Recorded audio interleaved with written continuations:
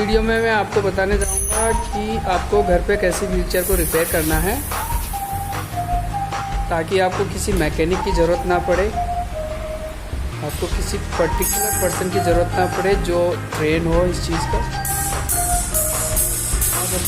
Family member को train कर सकते हैं आप ताकि वो फ्यूचर में आपके सारे काम कर सके घर पे बैठ के। बट इतना याद रखना आपको कि जब आप व्हीलचेयर परचेज़ करते हो उस टाइम पे आप सारे टूल्स अपने पास खरीद के रखें। जैसे देखो ये सॉकर है, ये साइड में से व्हीलचेयर निकालने वाला,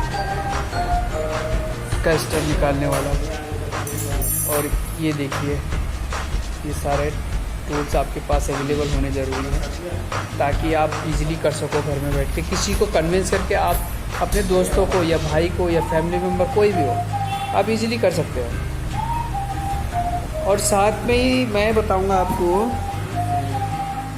पहले मेरे पास थे ये ट्यूब वाले टायर, ये बार बार पंचर हो जाते हैं और ये जल्दी से मिलते नहीं हैं इंडिया में। तो फिर इसमें आप क्या कर सकते हो कि आप सॉलिड टायर परचेज़ कर सकते हो। जैसे अभी ये लोग सॉलिड टायर चढ़ा रहे हैं, इसमें हवा नहीं होती है,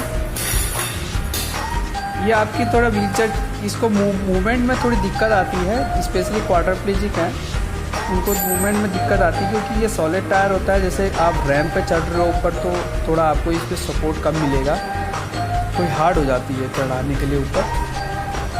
और जैसे आप धूप में जा रही हो, पत्थर में जा रहे हो, कंक्रीट में जा रहे हो तो ये थोड़ा अटक जाती है। बाकी इसमें और कोई प्रॉब्लम नहीं है। और ये सबसे बेस्ट है ट्यूब वाला, पर इसमें क्या है कि ये जल्दी पंचर हो जाती है, बार बार पंचर लगाना पड़ता है।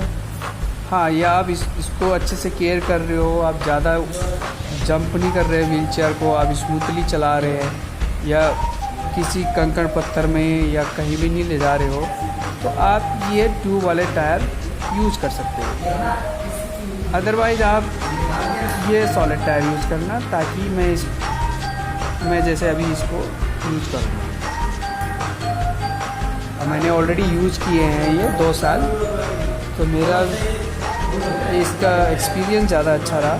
थोड़ा मूवमेंट में प्रॉब्लम आती है, बाकी कोई दिक्कत नहीं है। Paraplegic they can do easily by themselves, but specially quadriplegic they don't have power in their wrist or elbow, so they can not